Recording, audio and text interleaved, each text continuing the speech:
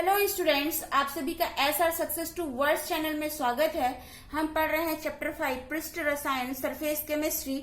आज का हमारा टॉपिक है उत्प्रेरकों का वर्गीकरण, उत्प्रेरक, वर्धक, उत्प्रेरक, विष और समांगी एवं विषमांगी उत्प्रेरण। तो आज का टॉपिक बहुत ही इजी है। इसे और भी इजी बनाने के लिए आप मैं सीमा मैम के साथ वीडियो के अंत तक बने रहिए, ताकि आज के टॉपिक को समझने में आपको और भी आसानी हो। और इसकी पिछले वीडियो जिसमें हमने उत्प्रेरण और उत्प्रेरक के बारे में चर्चा किए थे, यदि आपने वह वीडियो नहीं देखी है तो डिस्क्रिप्शन में उसकी लिंक दी गई है, वहां से आप देख सकते हैं कि उत्प्रेरण और उत्प्रेरक दोनों क्या है और इन दोनों में क्या अंतर है। तो चलिए आज की क्लास स्टार्ट करते हैं। तो हमारा आज का टॉपिक है उत्प्रेरकों का वर्गीकरण। जो उत्प्रेरक होते हैं ये किसी भी रासायनिक अभिक्रिया की दर को बढ़ा या घटा देते हैं। तो एक ही उत्प्रेरक सभी रासायनिक अभिक्रियाओं के लिए कार्य नहीं करता है। अलग अलग अभिक्रिया के लिए अलग अलग उत्प्रेरक की आवश्यकता पड़ती है। तो इसलिए यहाँ पर उत्प्रेरकों को 4 भागों में वर्गीकृत किया गया है। फर्स्ट धनात्मक उत्प्रेरक, सेकंड ऋणात्मक उत्प्रेरक, थर्ड स्व उत्प्रेरक, फोर्थ प्रेरित उत्प्रेरक। तो हम इन्हें एक एक करके देखते हैं। फर्स्ट है धनात्मक उत्प्रेरक। ऐसे पदार्थ जिनकी उपस्थिति से कोई भी रासायनिक अभिक्रिया की दर बढ़ जाती है, इन पदार्थों को धनात्मक उत्प्रेरक कहते हैं और इस घटना को धनात्मक उत्प्रेरण कहते हैं। जैसे उदाहरण में देखते हैं हम, उदाहरण फर्स्ट में अमोनिया निर्माण की हैबर विधि। अमोनिया निर्माण की हैबर विधि में जो नाइट्रोजन और हाइड्रोजन अभिक्रिया करके अमोनिया का निर्माण करते हैं, जिसमें उत्प्रेरक आयरन होता है। आयरन की उपस्थिति में यह अभिक्रिया तेजी से होने लगती है। सेकेंड उदाहरण में हम देख रहे हैं पोटेशियम क्लोराइड, मैग्नीज डाइऑक्साइड की उपस्थिति में यह तेजी से अभिक्रिया करने लगती है। तो यहाँ पर जो उत्प्रेरक भाग लिए हैं आयरन और मैग्नीज डाइऑक्साइड, ये उत्प्रेरक धनात्मक उत्प्रेरक कहलाते हैं, क्योंकि यह इनकी उपस्थिति से रासायनिक अभिक्रिया की दर बढ़ जाती है। सेकंड देखते हैं ऋणात्मक उत्प्रेरक। ऐसे पदार्थ जिनकी उपस्थिति से रासायनिक अभिक्रिया की दर घट जाती है, ये ऐसे पदार्थों को ऋणात्मक उत्प्रेरक कहते हैं और इस घटना को ऋणात्मक उत्प्रेरण कहते हैं। उदाहरण से समझते हैं हाइड्रोजन परऑक्साइड का अपघटन।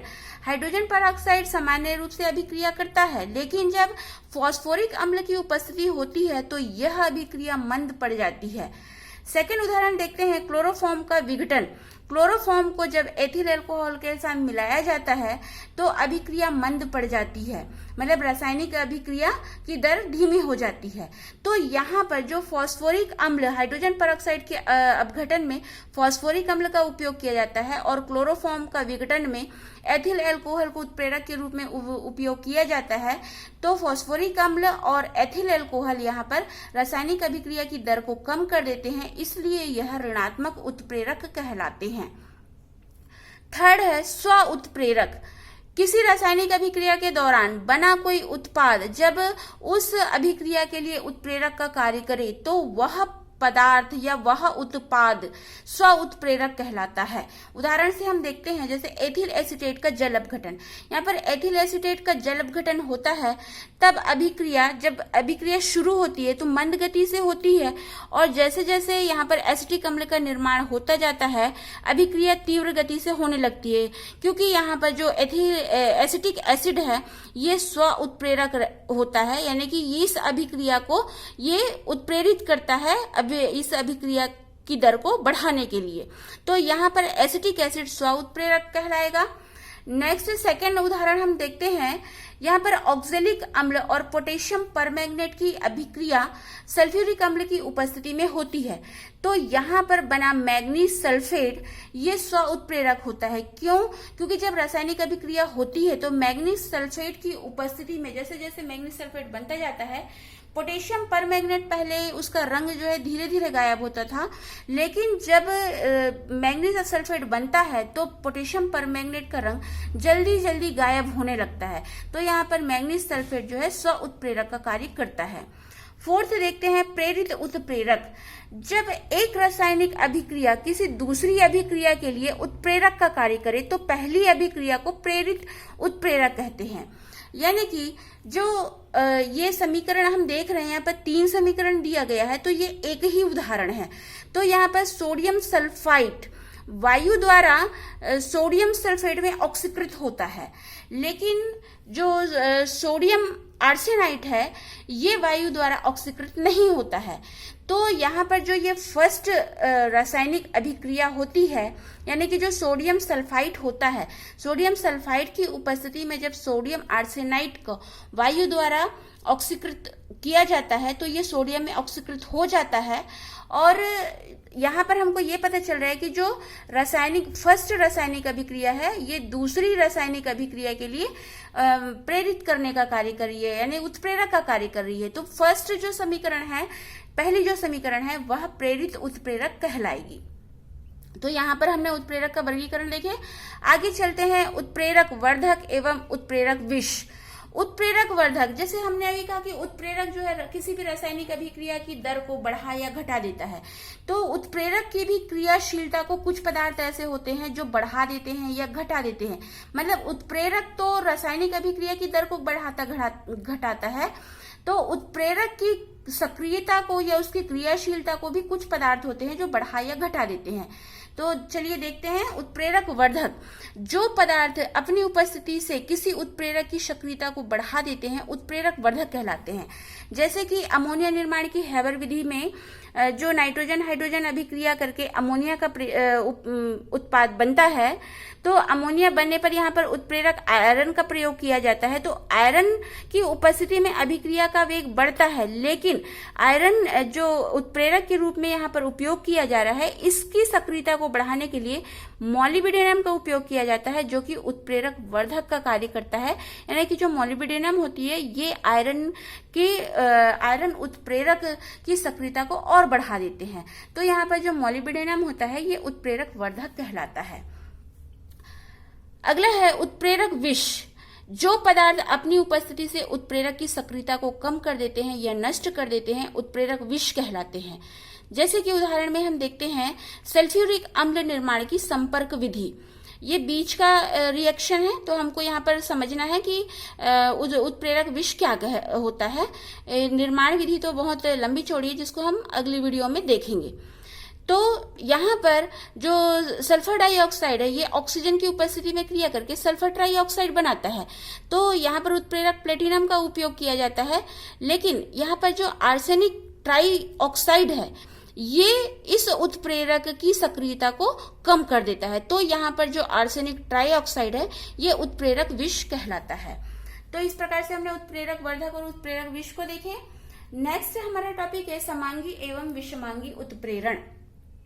उत्प्रेरकों एवं अभिकारक पदार्थों की भौतिक अवस्था के आधार पर उत्प्रेरण को दो भागों में बांटा गया है।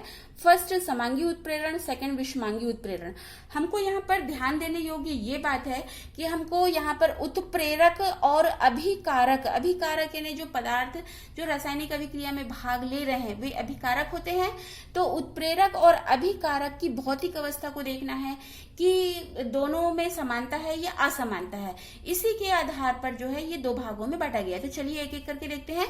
फर्स्ट है समांगी उत्प्रेरण। जब अभिकारक एवं उत्प्रेरक दोनों समान भौतिक अवस्था में हो तब यह समांगी उत्प्रेरण कहलाता है। उदाहरण से देखते हैं, जैसे सल्फ्यूरिक अम्ल बनाने की शीश कक्ष विधि, यहाँ पर संपर्क विधि है, यहाँ पर शीश कक्ष विधि है, कंफ्यूज नहीं होंगे। तो यहाँ पर सल्फर डाइऑक्साइड गैस फॉर्म में, ऑक्सीजन गैस फॉर्म में है और नाइट्रिक ऑक्साइड गैस फॉर्म में है।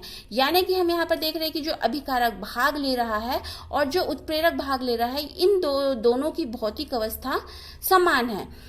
और एस्टर के अम्लीय जल अपघटन में यहाँ पर जो एथिल एसीटेट लिक्विड फॉर्म में, पानी लिक्विड फॉर्म में और सल्फ्यूरिक अम्ल लिक्विड फॉर्म में है।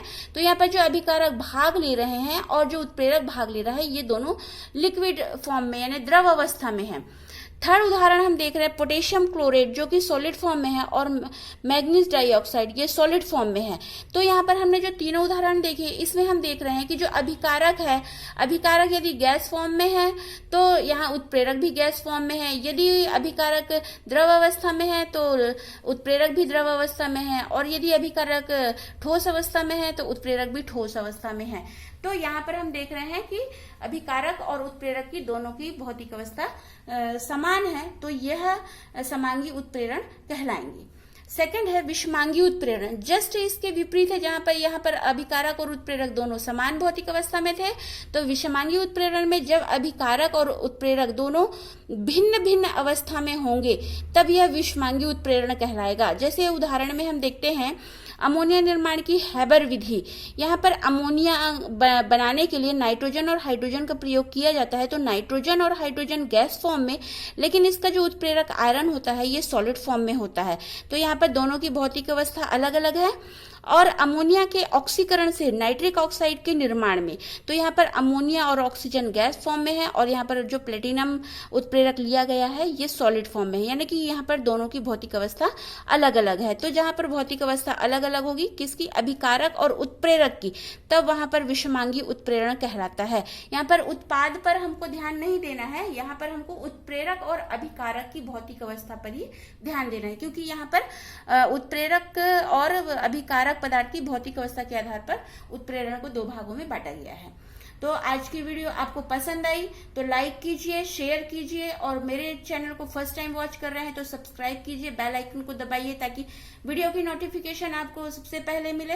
Thanks for watching this video.